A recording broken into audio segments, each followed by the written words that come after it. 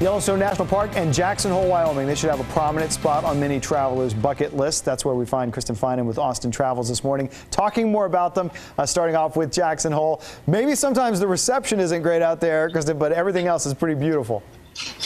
Yes, it definitely is. Even if you can't hear me, you can see we're in a lovely tiny home village resort that is absolutely stunning right at the foothills of the mountains. And I'm just absolutely in love with Jackson Hole and so taken with how much it reminds me of Austin, actually. There are dogs everywhere. We saw someone, with a dog and a baby Bjorn yesterday, just wandering around town. Distilleries, restaurants, the food scene is absolutely incredible. It's also really fun in the main square. There are these big famous antler arches. And what I didn't realize, they're like great for selfies and you'll see them in pictures all the time. But I didn't realize they all actually come from the elk refuge, which is right, adjacent to the city. And every year they shed their antlers, the elk do, and the Boy Scouts go up and pick them up.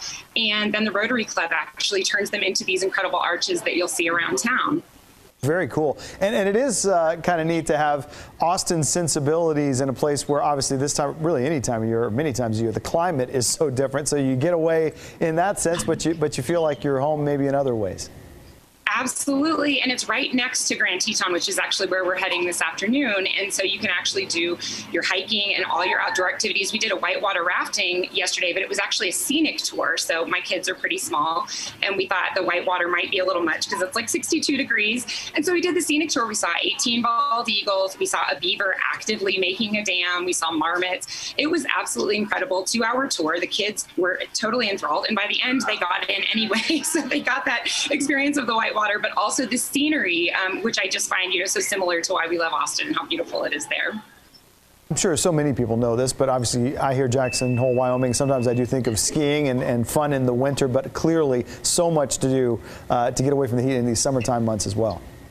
Oh, yes. I mean, you just can't. The rivers everywhere, the hikes through the mountains, absolutely incredible. And then the proximity to Yellowstone, where we just came from. We spent 2 nights in the park, and that was simply amazing also. More about Yellowstone. What do you guys do out there?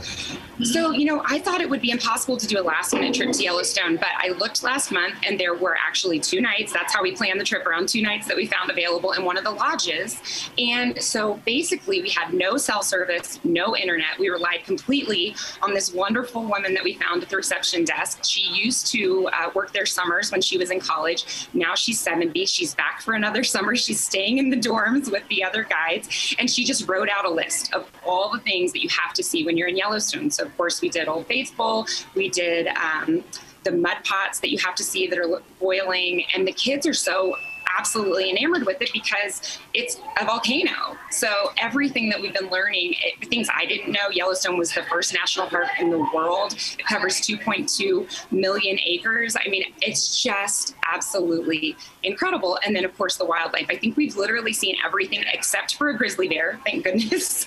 But we saw everything else. A bison crossed the road right in front of us. We had to stop and kind of roll up the windows and hope that it was going to keep moving on. But it's just experiences that I have never had and that we will never forget. Probably not the worst thing to time travel a little bit to an era where your smartphone doesn't work for a few days. You can kind of unplug and connect as a family.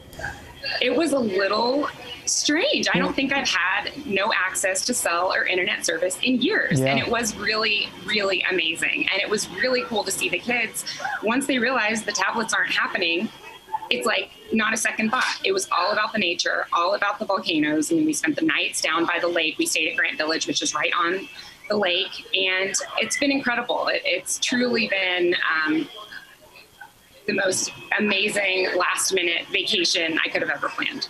Real quick, because I was reading over some of your notes, you talk about this last-minute vacation. As people plan, maybe even thinking ahead to next year or something, you don't necessarily want to do or wait on Yellowstone last minute. You can try to set that up ahead of time. That might be a good way to do things. You definitely should. I mean, I know that we are overpaying, and I know that we were limited in the dates that we had because we booked based on availability.